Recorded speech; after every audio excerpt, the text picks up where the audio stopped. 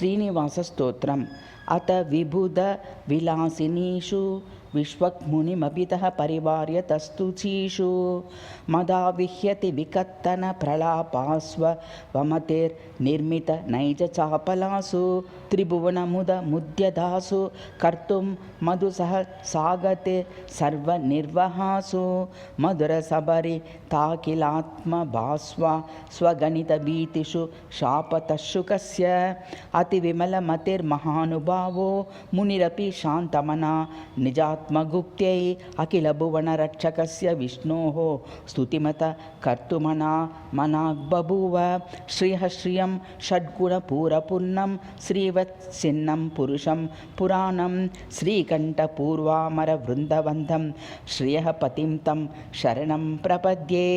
विभुं ह्यदि स्वं भुवनेशमीड्यं नीलाश्रयं निर्मलचित्तचिन्त्यं परात्परं पामरपारमेन मुद्रेन्द्रमूर्तिं शरणं प्रपद्ये। स्मेरातसी सूनसमानकान्तिं सुरक्तपद्मप्रभपादहस्तम् उन्निद्रपङ्केरुहचारुनेत्रं पवित्रपाणिं शरणं प्रपद्ये। सहस्रभानुप्रतिमोपलौघ स्फुरत्किरीटप्रवरोत्तमाङ्गं प्रवालमुक्ता नवरत्नहारतारं हरिं तं शरणं प्रपद्ये।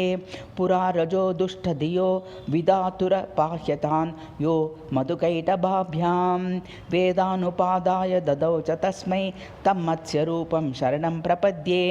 पयोधिमध्येऽपि च मन्द्रराद्रिं दर्तुं च यः कूर्म वपुर्बभूव सुधां सुराणाम् अवनार्तमिच्छं स्तमादिदेवं शरणं प्रपद्ये। वसुन्धरामान्तरदैत्यपीडां रसातलान्तर्विवशाभिविष्टाम् उद्वारणार्थं च विराह आसीच्चतुर्भुजं तं शरणं प्रपद्ये। नखैर्वरैस्तीक्ष्णमुखैर्हिरण्यमराति मामर्दितसर्वसत्त्वं विदारयामास च यो नृसिंहो हिरण्यगर्भं शरणं प्रपद्ये। महन्महत्वेन्द्रियपञ्चभूत तन्मात्रमात्रप्रकृतिः पुराणी यतः प्रसूता पुरुषास्तदात्मा तमात्मनाथं शरणं प्रपद्ये। पुराय एतस्तकलं बभूव येनापि तद्यत्र च लीनमेतत् आस्तां यतोऽनुग्रहनिग्रहौ च तं श्रीनिवासं शरणं प्रपद्ये। निरामयं निश्चल नीरराशि निकाशशूद्रपमयं महस्तत् नियन्तु निर्भातृनिहन्तु नित्यं निद्रान्तमेनं शरणं प्रपद्ये। जगन्ति यः स्थावरजङ्गमानि संहत्य सर्वाण्युदरेशयानि एकार्णवान्तर्वटपत्रतल्पे स्वपित्यनन्तं शरणं प्रपद्ये। निरस्तदुःखोगमतीन्द्रियं तं निष्कारणं निष्कलमप्रमेयम् अनेरणीयां समनन्तमन्तारात्मानुभावं शरणं प्रपद्ये। सप्ताम्बुजीराञ्जकराजहासं सप्तार्णवी संस्मृतिकर्णधारं सप्ताश्च बिम्बाश्वहिरण्मयं तं सप्तार्चिरङ्गं शरणं प्रपद्ये। निरागसं निर्मलपूर्णबिम्बं निशीतिनीनाथनिबाणनाभं निर्नाथनिद्रं निगमान्तनित्यं निःश्रेषं तं शरणं प्रपद्ये। निरामयं निर्मलमप्रमेयं निजान्तरारोपिता विश्वबिम्बं निस्सीमकल्याणगुणात्मभूतिं निधिं निधीनां शरणं प्रपद्ये।